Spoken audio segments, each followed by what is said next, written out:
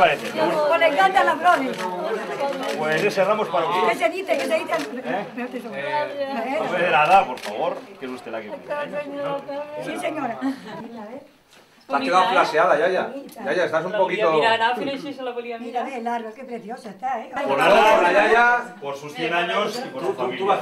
És maco poder compartir el centenari d'una veïna de Sant Cugat, no?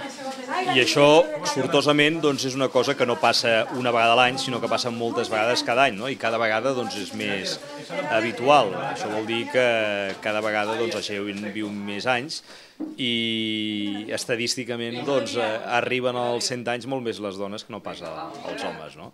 Dóna gust haver vingut avui aquí amb l'Anna Pérez i veure doncs, que no només doncs, té el cap clar i té un estat de salut doncs, molt acceptable que li permet gaudir de la vida, sinó sobretot que està ben cuidada i rodejada de la seva família, que se l'estima molt.